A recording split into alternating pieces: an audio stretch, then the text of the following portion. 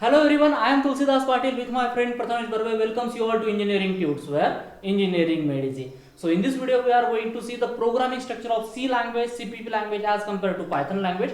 Also we are going to see how to print output by using C language and CPP language. So let's start.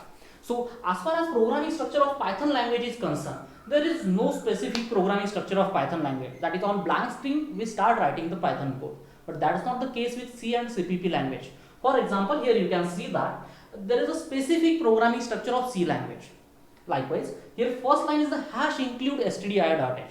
The special symbol hash is called as preprocessor, and the job of preprocessor is to perform specific task before the actual processing of your program. That means program के execution के पहले our preprocessor is performing certain task. For example, here we are telling our preprocessor to include header file stdio.h. This is the standard input output header file, and the purpose to include this header file is that this header file has the definition of standard input and output function just like printf and scanf. So to include or to use this standard input output function, we need to include header file stdio.h. As it's a predefined header file, we are using angular bracket. If you design your header file, then you must include your user defined header file by using two double quotes. But as it's a standard header file, hash include stdio.h. Second, the most important line is int main. That is called as the main function whose return type is int. That is, this function is going to return some integer type of value. And the most important thing that you must understand here is that every C and CPP program execution starts with main function. Doesn't matter how much code you are writing before main function and after main function. Every C or CPP program execution starts with main function. हमेशा याद रखना. Okay, and within this main function, that means within these two curly brackets, we need to write our code. So every C and CPP program, this is the program structure. That is for C language, this is the programming structure, and as far as CPP language is concerned, this is the programming structure. Same programming structure. Here we are including header file IOStream, which is for standard input and output stream, and main function. Again, I explained the same thing. For example, in C language, same happens for the CPP language, and inside this main function we are writing our code. So this is the programming structure of C language and CPP language. I hope this is pretty much clear. Now we are going to see how to print output by using C language and CPP language. So let's brush up the session of Python language. To print the output by using Python language, what is the syntax? That is nothing but the print, and in bracket we are writing our message. Whichever the message there we are writing in print function, that as it is printed on the console. But if it is the C language, you need to include standard output function, that is nothing but the printf, and in printf bracket and inside double quotes you need to write our message. Okay, and whichever the message that you are writing into this double quote, that will print as it is on the console. Same happens for the CPP language.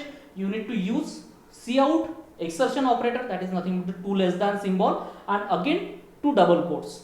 Whichever the thing you are writing in double quotes, that will print as it is. So this is the syntax and example, but the most important thing is that every C and CPP program you need to use termination symbol, that is semicolon. Her instruction के बाद you need to write down the semicolon. अगर semicolon नहीं लिखा है तो तुम्हें error आएंगे, ढेर सारे errors आएंगे. Okay, और गलत जगह पे semicolon भी नहीं देना है.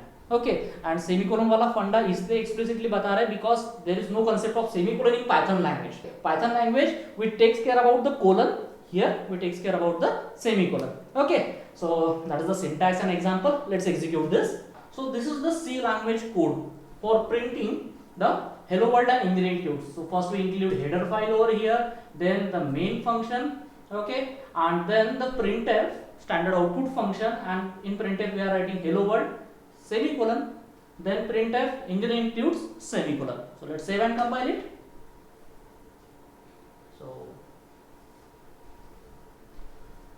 Okay, initially it takes little bit time and zero errors and zero warning, and here I got the output hello world and engineering tunes.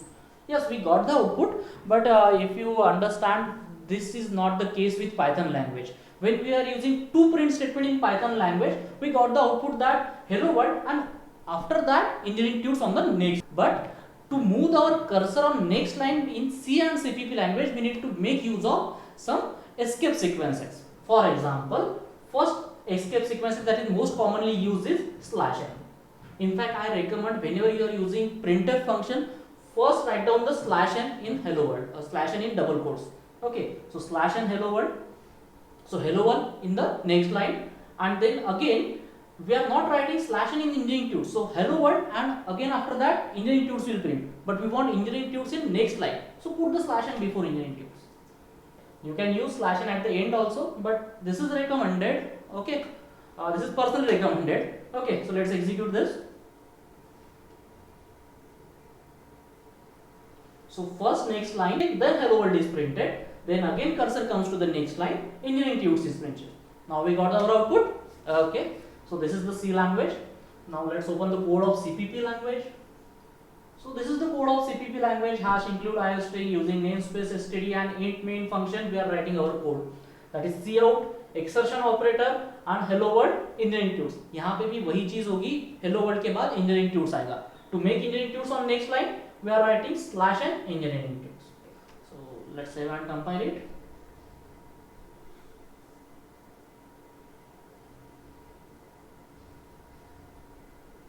Okay, hello world. अभी hello world यहाँ पे डायरेक्टली फर्स्ट लाइन पे आया, hello world and then engineering tools. So that's it. Let's get back to the code. So just pause the video, have a look on both the code, that is C language code and CPP language code. But one more thing I want to tell you here is that as I said, int main is a function which is going to return some integer value. That's why in initial days we need to aid our main function by using return 0 symbol. That means we are returning 0, that is it tells operating system that program executed successfully, okay, or the function executed successfully. But as the compiler get advanced, right now there is no need to write return 0. So but you can write down in that if you are using old compilers. Okay, and that how exactly this return 0 is going to do, and how this main function is going to perform, how your processor process this program, all these are the tasks of operating system, or that we will study in the operating system course. That is, ये program तुमने ऐसे लिखा है, but we know that our compiler understand or processor understand only the language of zeros and one. That is nothing but the presence and absence of power supply. All these things that we are going to discuss in the operating system course. But for time being, that's all from this video. So let's get back to the slide. If you are having any doubt, you can use our discussion section, or you can reach us at letstalk@engineeringtunes.com if your doubt is specific to yourself only. If it's a common doubt, you can use our discussion section. Okay, so in the next video we are going to see how to perform the input operation and also how to make use of variables by using C language and CPP language. So thanks for joining Engineering Tunes, where engineering made easy.